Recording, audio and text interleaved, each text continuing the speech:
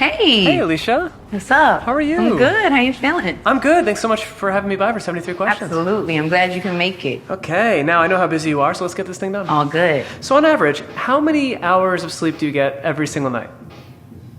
I think I'm getting about 5 hours a night. And what's the first thing on your mind every morning? When I wake up in the morning, I'm thinking about, I'm usually thinking about how do I get time to meditate so that I can set my day off right. Gotta start your day with peace of mind, right? Now, do you feel most creative in the morning or at night? I feel really creative at night when it's quiet. Alicia, let me tell you how much I love your beautiful home. Thank you. I love it. It's gorgeous. Love it. We've been here maybe 5 or 6 years, and it's definitely feels so good. And how would you describe your home? I describe it as a big ball of love, vibes, and loudness, because there's always a lot of people here running in and out. We have a really good time here. Do you have a favorite room in the house? I do, but I'm not taking there yet. Give me a second. Obvious question, but is there a piano here? Not that room, but there's another one. Can't wait to see it. Should we have some tea? I love tea. I'm like a fanatic. I think I'm okay. Thank you, though. Who's your favorite composer? I think my favorite composer is Chopin. I love how soulful and like deep and dark it feels. I'm a fan. What do you listen for when you listen to music? When I'm listening to music, I'm listening for that, that energy that just kind of rises the arms, the hair on your arms, and it just makes you, that thing that you're like, yeah, that. I'm looking for that. It's a vibe. It's a vibe. So what's the first album that you've ever bought? The first album I ever bought was BBD, Poison. Girl, I must warn you. You were taking it way back. Okay, That's one. right. And yeah, it's kind of going back, but that was my first one. What do you want? I read somewhere that you were actually part of a girl group when you were 13. Ouch, that was hot. Oh. I was a part of a girl group. I was a part of a few girl groups, but the one that I think you're talking about was called Ambition. That's right. EMBISHUN. We were trying to be cute. How old were you when you wrote your first song? First song, real good song, I was 14. First song, I was 11. And what was it about? It was about my grandfather passing away, and that was actually the beginning of why I started writing to express. It's called I'm All Alone. And you remember the lyrics? It was, I sit here, I was 11, so anyway, I sit here all alone, and I wonder what is wrong. Why are there so many deaths, so many lost survivors? That's really beautiful. That's what I was thinking about. Do you remember what your mother was playing on the speakers when you were young? My mother played a lot of Bobby Caldwell, and she loves what they won't do for love. Yeah, Alicia's singing to me. I'm loving it. And what's one thing your mom said that left a lasting impression? She always said treat, the golden rule. She was like, treat people how you want to be treated. And that is always how I think about it. What is the biggest lesson you learned from the women who raised you? Biggest lesson I learned? Yeah. The women that raised me really taught me how to be badasses, really strong, just don't take any mess, say what you want, be direct, be clear, have to know what you want to say and how you're going to say it and just deliver it. Yeah, that's powerful stuff. And you grew up in Hell's Kitchen in the 90s. You've even called it the harshest of the harsh. When you think about that time in New York City, what's the first thing that comes to mind? When I think about Hell's Kitchen, New York City, I'm thinking about, at that time in the 90s, I'm thinking about, a lot of darkness, a lot of drugs, prostitution. It was like the place where all the people who didn't belong anywhere else would go, which is why Hell's Kitchen was so fitting. So it was definitely it's a deep experience. Yeah, I can imagine. Do you feel that experience from out there affected your music? Definitely affected my music. Just gave me that love for hip hop, for soul, for blues, for truth, for poetry, for the dark soulfulness. It definitely added to that mixture. So what do you think is the harshest thing in Hell's Kitchen today? Mickey Mouse, because it's Disney. So these days when you return to New York, where's the first place you go when you touch down? Here. I'm always trying to go straight home, quick as I can. And what's your favorite place to dance? My bedroom. Alicia, there are kids watching this. Out of all the places in New York City, what would you say is the best hidden gem? Oh, I have this really cool, it's kind of literal, but this really cool gem spot that I go to because I love crystals. and I love to collect them. So for me, that's where I want to go. That's literally a gem. Literally. Oh, can I show you that room I was telling you about? Love to. All right, here it goes. So Alicia, let's talk about that incredible job you did hosting the Grammys. Wow, that was definitely an unforgettable moment. How long were you prepping for that?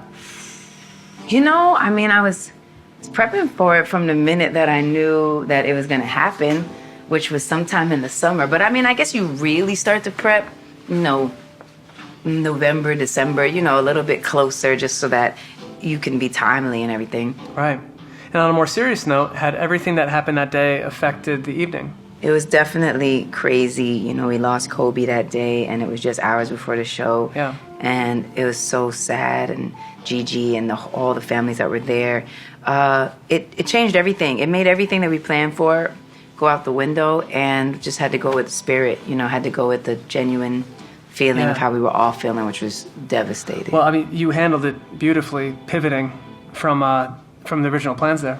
Pivoting is, I think, a really important thing that I have been learning. You know, you don't always know what is meant for you, and sometimes you just have to be willing to flow, and that was definitely a big example of the flow. Yeah, well, it was beautiful. So performing in front of your fellow artists, did anyone make you nervous? You know, it is a nerve-wracking experience, and it can be a kind of a nervous room because it's so filled with everybody. But for me, I really want to create the calm. Like, I really want to create the good energy. I want to welcome people, make people feel good, make people feel loved, make people feel appreciated. Yeah. So I didn't feel nervous. I felt like I was bringing that, you know, good energy. As you always do. And do you have any mantras or rituals before you go on stage?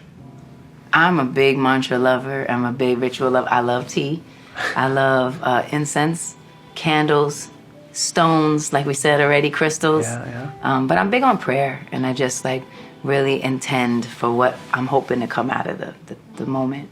Do you consider yourself a spiritual person? Very, very spiritual, and just very connected to, to the universe. Are we going to see Alicia back for year 3 of the Grammys? Oh, Lord. Yeah? I'm not talking about it. All right, fine. Now talk to me a little bit about performing new material versus old. Do you have a preference? I really love performing new material. This is really exciting because, you know, you've been working on new songs and new visuals and new ideas, and it's really exciting to get everybody in your mix and understand where you're going. So you're excited about the music business today? Yeah? I am excited about the music business. I think that it's a whole new world. It's a wild, wild west. It's like there's no rules. It's this open canvas that you can create exactly what you want, and there's an opportunity for so many people. It's not so you know, no matter who you are, where you live, you can be involved. You can express yourself. You can put your music out. You can be independent. I love that it's free like that. Is there any facet of the industry that you wish you could shine a light on and change? Anything that I'd want to change in the industry? We have an organization called She Is the Music. I'd love to see more women at the table, and that's what we're talking about and what we're creating, and, you know, more women in engineers, more women producers, more women in boardrooms, you know, just more women really creating the world we want. If you've got a platform, use it. Now, what's a talent of yours that people may be surprised to know you got? You might be surprised to know that I got a little flow with me. You got a little flow with you. I got a little bit of a flow. That's pretty mysterious. What's up, E? Okay. How you doing? Alicia, we're shifting gears. We're moving on. Here we go. What's the last book that you read? Chimamanda Ngozi Adichie, Purple Hibiscus. I love her. She's so special. That's the last book I read. And what's the last place that you visited? The last place I visited, we were just in Miami. Yep. And Berlin, London, and France. Cameo. Wanna try one? I thought you were gonna beat me in air hockey. But I gotta go soon, so. You have to leave? Soon. All right. Show them my hidden talent. Egypt, come on. Show me what you got. This might or might not be one of my hidden Let's go. talents. Come on, Egypt. And oh. Hey, Sorry. that was good. At least you got one in. Hit Mike. Got a pull shark in the making. I promise you, Egypt. You're gonna be good I at won. it. Okay, back to the questions. Yoga or Pilates? Yoga. What's your favorite scent? My favorite scent is Nag Champa. It's like a and incense. It's beautiful. Wait, leave the 8 ball. Now, Alicia, I heard you secretly wanted to be a party planner. I am the most amazing party planner you've ever met. I am. How about on your birthdays? I don't know if he agrees with you, Alicia. Anyway, you recently said that your kids taught you how to appreciate the magic when it's there, which I think was really well said. When was the last time? Good Put job. 8 ball in first. Talented. Oh, well. Very talented. My kids do teach me the magic, actually. You know, I think that even just now, you know, the feeling of that genuine, you know, presence and being present and just appreciating the little things, you know, they show me that all the time. Yeah. And what's the backstory behind the names Egypt and Genesis? Egypt's backstory is I took a really important trip to Egypt that changed my life. And I realized there's nothing I can't build. There's nothing that I can't create. And so when I was pregnant, my husband actually suggested Egypt. He also suggested Genesis. He said he had a dream, and Genesis being kind of like the beginning, like renewal, is really, really powerful. Yeah. And what are they obsessed with at the moment? Dragon Ball Z. Not really. No. Oh. Yeah, well, the action figures, but also some more stuff. Pokemon. Now, Egypt, I hear you're into music, huh? Yup. Yeah. And Alicia, how does it make you feel having a son that's producing and releasing music? Yeah, it's really awesome. He plays piano, he practices really hard, and he produced for Kendrick, and actually a few of our sons are really crazy. musical. So KJ, Nas, Egypt, Nicole, we have a kind of a musical family. Brother music. You're on your way. And what's your favorite thing to do together as a family? I think we really like to roller skate. Roller skating, that's a nice little tradition for the family. What about you, E? Is it roller rinks? Is it more street? We go straight at skateboard or something. Oh yeah, we roller skate there, and we also roller skate in our gallery sometimes. That's pretty crazy. I can show you that room Please later. do, love to see it. It sounds good. And whoa, look at this ceiling. This is incredible. Isn't it so Yeah. beautiful? I It's love this amazing. so much. This world just it transports you. Uh-oh, he's trying to beat me. All right, here we go. Let's see if he gets Okay, here it we go. real quick. Alicia, what's the most rewarding thing about being a mother? The most rewarding thing about being a mother is when they beat you. You know, when they're better than you. It's really, really rewarding. School. And when they... Stiff competition. All right. All right, that's how he does it. Let me show you the gallery. So, describe Swizz's parent style in 3 words. Swizz's parenting style is hard as nails. No, I'm just kidding. He's actually really sweet, and he's definitely, you know, he's obviously not as cuddly as Mama is, but he's really, really beautiful, and he's honest, very honest. And what have you and him taught each other? He's taught me about the magic, like allowing space for the magic, allowing room for there to be magic. And I've taught him about kind of coming a little bit down out of the clouds, a little bit, just a tiny bit. Where do you feel like you're at your most personal best? I'm at my personal best when, when I have a nice balance between my family, my work, my creativity, my dreams, myself. What is the hardest challenge that you've ever had to overcome? Hardest challenge I've ever had to overcome is probably just really recognizing that the power that I was looking for or the answers that I was looking for are inside of me, as opposed to looking outside of me all the time and allowing other people to maybe control the outcome. Alicia, everywhere I look has the most amazing art I've ever seen in my life. This is amazing. Isn't this so sick? Yeah. Kahinde Wiley. Yeah, this is good. Oh my gosh, this is such a beautiful room. I love it in here so much. And what can you tell me about this artist? Kahinde is very, very special.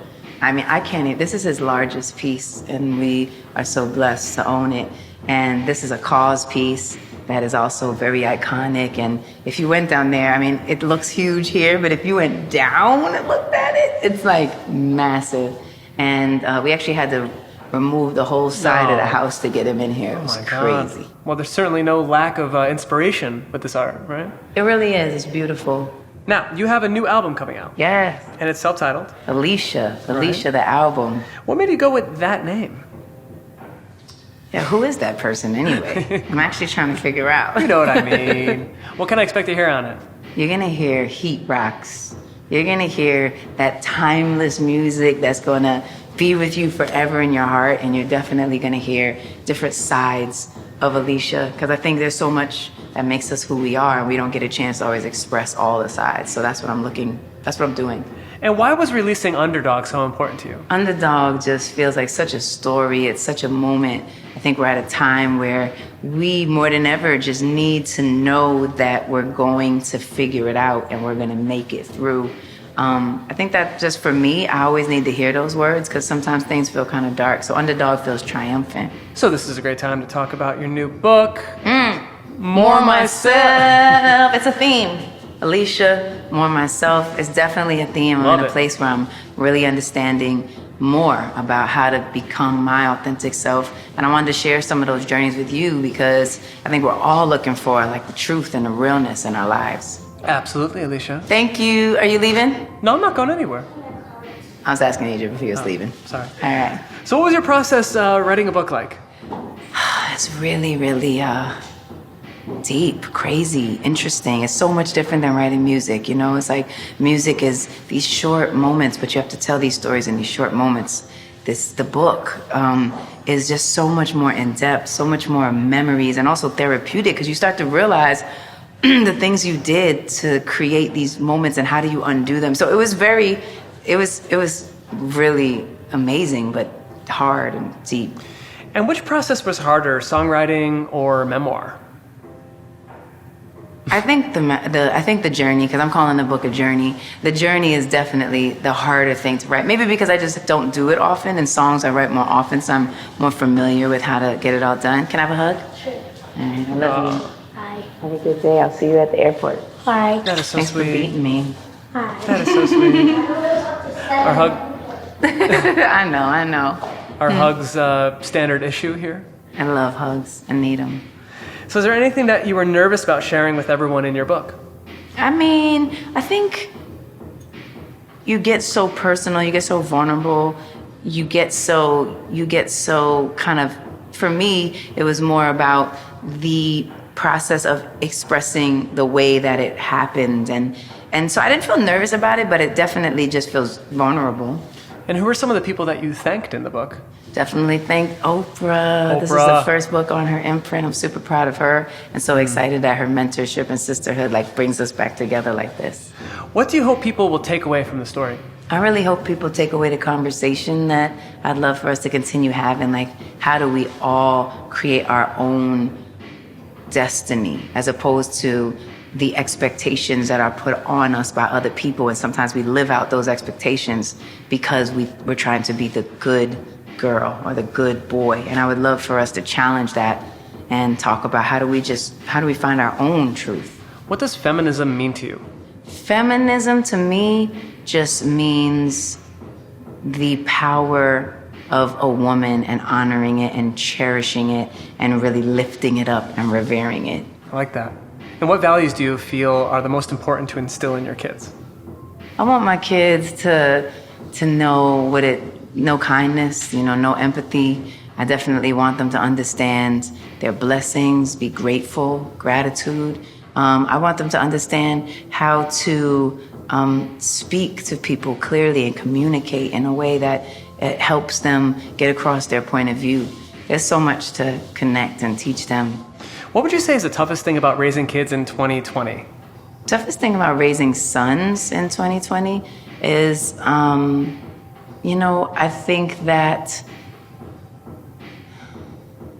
think the world could be a very dangerous place for men and especially young black men. And I think that just to continuously teach them and show them how to stand in their kingliness is really important. So they're already well on their way, though. They are on their way.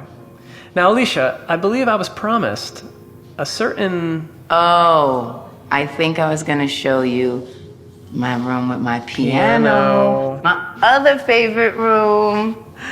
So what does me time look like for Alicia? Me time is, my meditation is me time for sure. Me time is also, a special a special spa moment just for myself. It's a moment with my girls, my homegirls. We get to just hang out. My husband, obviously, but I guess, that's still with other people, but it still fills me up, and I think that's what it is. Like, how do you fill yourself up? And what's 2 words to describe your style? Tomboy chic. There's the piano, looking good. Who's the most stylish person alive, Alicia? Let's say Billy Porter. What are 3 wardrobe staples every woman should have? 3 wardrobe staples. I think you should have a white tee, a fire fedora, and a black leather. Braids or curls? Braids. So this is where you write your music. This is where it comes to life. Oh, I love it. Yeah, it's amazing. Thanks. And you said that you don't have a traditional or strategic or formulaic approach to writing music. Is that right? Yeah, I don't, I just go with the heart for music. I don't get scientific with music. I get more just what it feels like, That's the most important. And what's the most difficult song that you've ever written? It's so interesting because the hardest song I've ever created is also the easiest song I've ever written. If I Ain't Got You is the easiest song to write, but the hardest song to put in the form that you hear it in, because it just took so long to figure out how to produce it right and create that right genuine energy. So that's a twofold.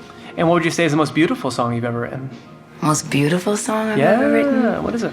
One of my favorite songs is called Not Even the King, and it just talks about no matter how much money you have, nothing is more important than love. No words truer than that. Alicia, I do have to apologize because I didn't come prepared to play your piano. Oh, that's okay. But Hello. but what tips do you have for all those watching starting to play? I would say anyone who's just starting to play, just keep playing, just practice and keep trying different styles and, just especially figure out who you are and what special thing you have. And you collaborated with so many legends in your career. Who's left on the wish list? I still haven't. I realized that I didn't get to collaborate with Prince before he passed away, and I'm so sad about that. And I still haven't collaborated with Lauryn Hill. Lauryn Hill. Like, that needs to happen. Oh, that needs to happen. Alicia, besides piano, what else can you play? I play all keyboards, play a little bit of guitar, but my mainstay is all keyboards. So any type of piano, any type of keyboard, I'm messing with it. And your piano sound is so soulful. It's very spiritual, very just connected to, spirit. Yeah. And what's your attitude in life in 2020? My attitude in life in 2020 is no holding back, no dimming the light, and complete clarity. Well, Alicia, it's time for clarity of the Keys. Should I play you something? Please do. Okay. I'm feeling that. Yeah. What good is an interview if I'm not gonna... You gonna get down I'm with not me? gonna do a duet with you. Come on, let's get it. Okay, let's get it.